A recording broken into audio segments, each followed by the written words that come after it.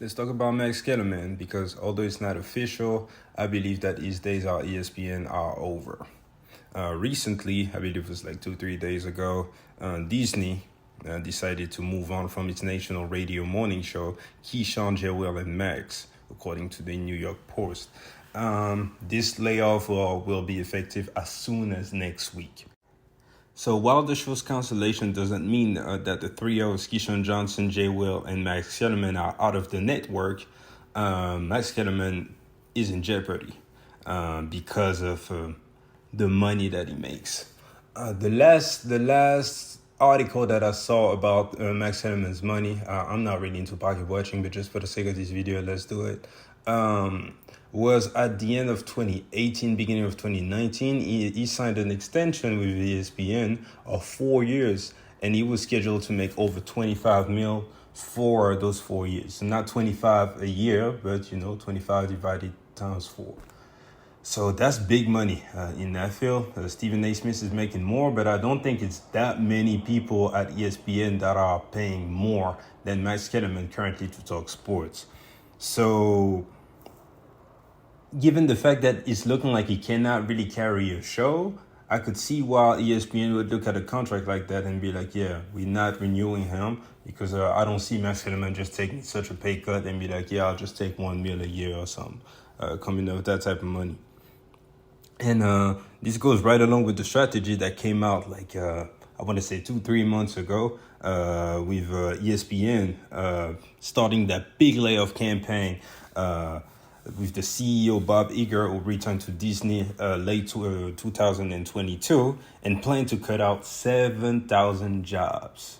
So, and they're not even playing because it's guys who have been, staples at ESPN, such as Mike Saltis, who is the vice president of communication. He's been out there for 40 years, and they just they just got him up out the way. So Max Kellerman is definitely not safe.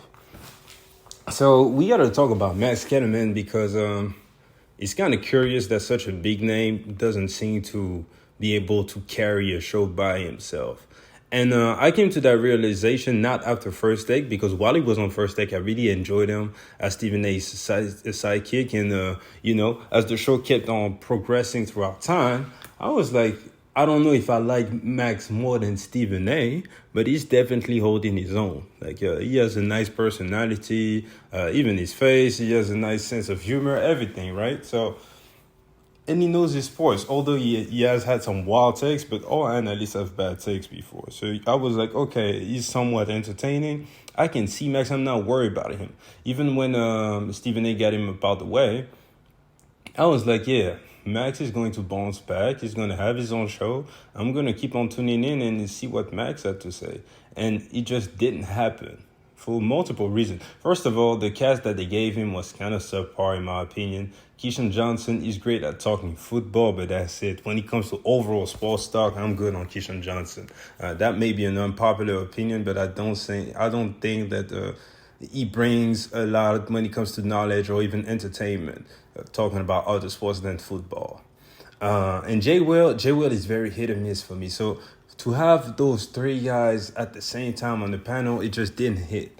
What's also very important when you're coming from these shows is that you have to go viral somehow.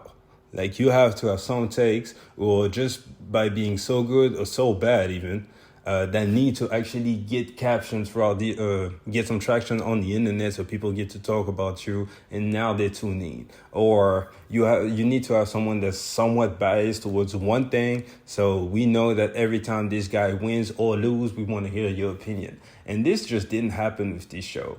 Like, I know that Jay Will is kind of a LeBron guy, kind of a Steph Curry guy, but it's just not that obvious. Same with Max. Max is pretty, I want to say, fair. He's a LeBron guy also. Ultimately, he's a Michael Jordan guy, but Michael Jordan doesn't play. And he's LeBron James' love is not, entertaining enough. He doesn't write it like a Nick Wright or a Shannon Sharp, So you don't really care like that. And when it comes to analysis, Max Kellerman is one of the best at the network, in my opinion. But he needs to kind of get away from the numbers sometimes, because sometimes it makes his analysis very boring. when he goes into analytics, and for a while it's like he's just listening to himself talk. He sounds smart and everything, but you kind of lose that entertainment that's key. And I believe this is the issue that Stephen A had with Max Kellerman, despite the TO stuff and everything. It was the fact that sometimes I remember Stephen A. Smith would say, "Bro, use your eyes. What about the eye test?" Which is not always a good argument when someone is giving you facts, but that stuff does also matter. You can't just go with the stats and everything, especially when you're on TV. People don't necessarily want to hear that all the time, and I think this is Max Kellerman's weakness. The man is a great analyst and he takes his job very seriously, which I respect, but he kind of slacks on the entertainment factor, which is damn near 50-50 if you're going to be on TV. And at this point, I believe he's out of there. I believe I don't see ESPN re-signing him, especially with the way things are moving.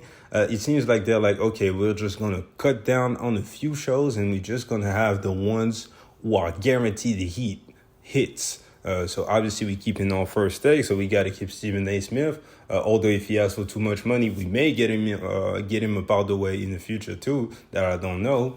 We gonna add a Pat McAfee and pay the guy $85 million over 4 years just because we know that his audience will follow. But Max Kellerman does not bring such an audience. I do not have the ratings numbers, the official ratings for Keyshawn, Joel, and Max, but you can still go to YouTube and see that the views just weren't that high. Max Kellerman doesn't seem to move the needle, although he's liked, I assume, by pretty much everyone. I don't see a lot of people hating on Max Kellerman. He does not move the needle. He kind of just is there. So now, what is next for Max Kellerman? I believe the next move for him is you got to go the independent route. Also, it needs a good sidekick, one that's entertaining, and someone that the sidekick does not have to take it there with him when it comes to analytics. Max Kellerman can carry a show when it comes to analytics, but the entertainment fact, like, he needs a strong personality next to him. And the most obvious name, but I believe the only correct answer at this point is Marcellus Wiley. They are friends, they've worked together, and once Max got let go of, Marcellus Wiley kind of entertained the idea of a reunion with Max Kellerman.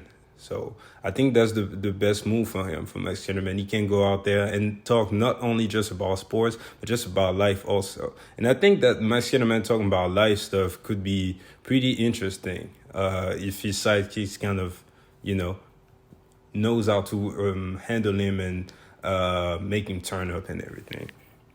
So we're going to cut the video right here. Get in the comment section and give me your thoughts about what's missing with Max Kellerman and what's the best option for Max Kellerman moving forward. Do you believe his days at ESPN are coming to an end or not? Tell me all those things in the comment section, and I'll catch you guys later. Peace.